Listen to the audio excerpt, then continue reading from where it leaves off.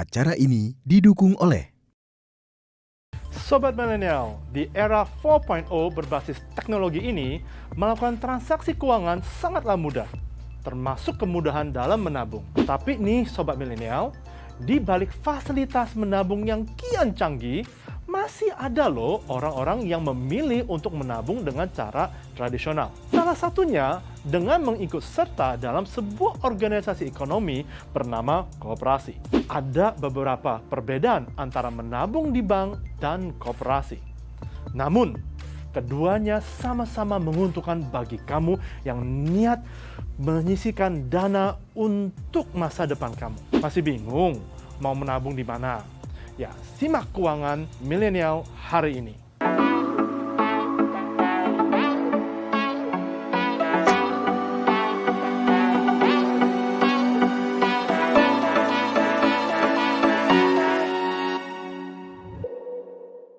Koperasi dan bank.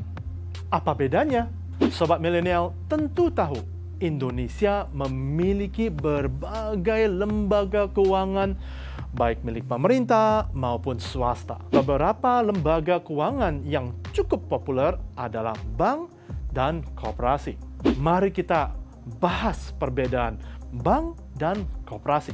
Pertama, tujuan pendiriannya. Bank bagaimanapun tak lepas dari bentuk dan tujuan bisnis. Bank adalah bisnis keuangan. Jadi, didirikannya bank tentu saja untuk mencari laba. Sedangkan koperasi didirikan untuk tujuan menyejahterakan sesama anggotanya. Dengan asas gotong royong, dengan dana yang didapatkan dari para anggota, koperasi akan membantu perekonomian anggota yang lain, sehingga bisa saling membantu untuk memperdaya bersama. Selanjutnya, bentuk layanan yang diberikan berbeda. Sobat milenial, jenis layanan dimiliki oleh bank jauh lebih bervariasi ketimbang koperasi. Sedangkan koperasi, selain menjadi tempat penyimpanan dana anggota, juga bisa memberi pinjaman, menjual berbagai barang kebutuhan anggota, membeli dan memasarkan barang yang diproduksi oleh anggota. Kegiatan yang dilakukan ini juga tergantung pada jenis koperasinya sendiri. Keuntungan dan pinjaman yang diberikan bank tentunya berbeda dengan koperasi. Bank sebagai lembaga keuangan yang besar biasanya akan memberikan pinjaman dana yang juga bernominal besar. Karena sekali lagi, bank adalah salah satu bentuk bisnis. Berbeda dengan koperasi. Pinjaman dana yang diberikan kepada sesama anggota memang tidak sebanyak yang diberikan bank. Hal ini terkait dengan kemampuan para anggotanya. Dan berbeda juga dengan bank, keuntungan usaha meminjamkan dana ini nantinya akan dibagikan secara merata di antara para anggota, berupa sisa hasil usaha. Perbedaan lainnya terletak pada biaya administrasi. Sudah bukan rahasia lagi, jika kita menyimpan uang di bank, maka akan ada biaya administrasi yang menyertai. Nominalnya bisa berbeda antara bank yang satu dengan yang lain. Akumulasi dari biaya administrasi bank menjadi penghasilan bagi bank tersebut. Penghasilan yang diperolehnya bank tentunya dipakai untuk bermacam-macam keperluan, mulai dari pengadaan barang, pengembangan mesin ATM, fitur-fitur serta fasilitas yang memudahkan kita bertransaksi. Bagaimana dengan koperasi? Pada dasarnya, koperasi tidak menarik biaya administrasi setiap bulannya. Karena semua biaya itu ditanggung bersama. Jadi, anggota hanya akan menanggung biaya bersama para anggotanya sendiri. Namun, tidak dapat dipungkiri, saat ini terdapat koperasi yang mengenakan biaya administrasi. Sobat milenial, perbedaan koperasi dan bank yang terakhir terlihat pada pajak bunganya. Berdasarkan peraturan pemerintah, pajak bunga untuk koperasi adalah senilai 10%, yang sebelumnya adalah 15%. Sedangkan pada bank, pajak bunga dikenakan sebesar 20% dari jumlah bruto. Apa saja jenis tabungan yang ada di bank dan di koperasi? Sobat milenial, pastinya setiap orang menginginkan situasi keuangan yang tertib dan disiplin. Rencana keuangan yang teratur dapat memudahkan kamu untuk mencapai tujuan atau sasaran keuangan. Salah satu hal yang terpenting yang harus dilakukan untuk merencana keuangan yang canggih adalah menabung. Namun, ternyata tidak semua orang bisa disiplin dalam hal menabung loh. Godaan untuk menghabiskan uang untuk hal-hal yang tidak direncanakan selalu ada. Selanjutnya kita akan membahas jenis-jenis simpanan yang ada di bank dan koperasi. Simak baik-baik ya sobat milenial. Pertama, pastinya tabungan jenis simpanan yang satu ini memang paling familiar dan banyak dipilih oleh nasabah. Yang penarikannya hanya dapat dilakukan menurut syarat tertentu. Jika kamu memilih jenis simpanan ini, maka petugas bank akan memberikan kamu buku tabungan serta kartu ATM beserta Personal Identification Number atau PIN. Namun saat ini banyak bank yang sudah menggunakan mobile banking. Kedua, rekening giro. Yang membedakan rekening giro dengan tabungan adalah penarikan uang hanya bisa dilakukan menggunakan warkat cek atau bilet giro pada jam operasional bank.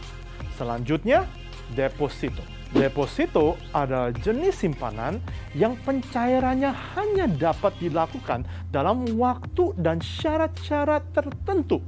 Sedangkan jenis simpanan di koperasi pun ada berbagai macam. Secara umum, simpanan terbagi menjadi 3. Apa aja? Yang pertama adalah simpanan pokok. Simpanan yang dibayar sekali pada saat mendaftar menjadi anggota. Besarnya simpanan tergantung dari hasil kesepakatan pengurus dan anggota koperasi. Simpanan ini hanya bisa diambil kembali ketika keluar dari keanggotaan koperasi. Yang kedua adalah simpanan wajib. Simpanan yang wajib dibayar sebulan sekali. Besarnya simpanan bergantung kepada hasil kesepakatan pengurus dan anggota koperasi. Simpanan hanya bisa diambil kembali ketika keluar dari keanggotaan koperasi. Yang terakhir adalah simpanan sukarela. Simpanan yang besarnya tidak ditentukan tetapi tergantung kepada kemampuan anggota. Simpanan sukarela dapat disetor dan diambil sesuai dengan kesepakatan awal pada saat melakukan simpanan. Koperasi Hartana memiliki simpanan sukarela berupa produk cicilan masa depan dan simpanan berjangka. Program cicilan masa depan merupakan program dan produk di mana kamu bisa mulai menabung mulai dari Rp500.000 saja. Dengan bunga 8% per tahun neto.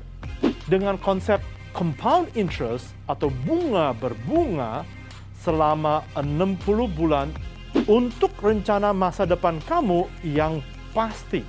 Seperti dana nikah, dana sekolah anak, liburan, persiapan modal usaha, dan sebagainya. Sedangkan simpanan berjangka adalah simpanan mulai dari Rp10 juta dengan bunga mulai dari 4% per tahun net dengan pilihan periode simpanan 6 bulan atau 12 bulan.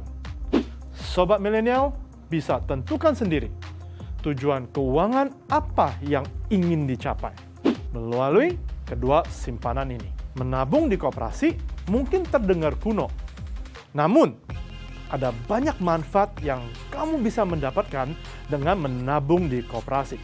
Biasanya, koperasi memberikan bunga yang lebih tinggi dibanding bank kepada anggota koperasi. Selain itu, koperasi juga dikenakan pajak yang lebih rendah.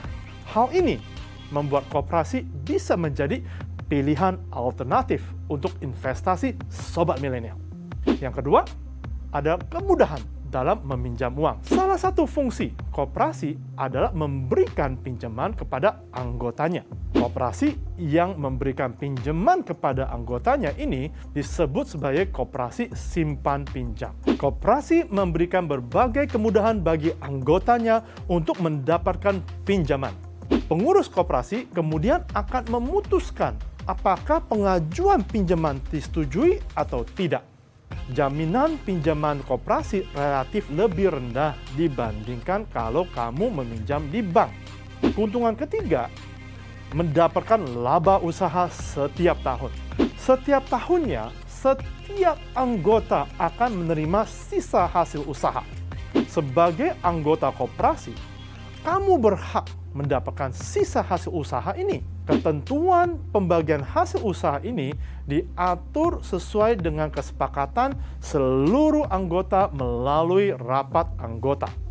Keuntungan keempat adalah kesempatan memperluas jaringan usaha.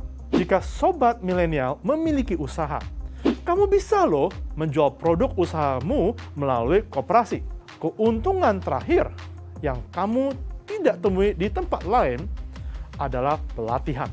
Pelatihan tersebut disesuaikan dengan kebutuhan dan profesi dari anggotanya. Nah, sobat milenial, bagaimana?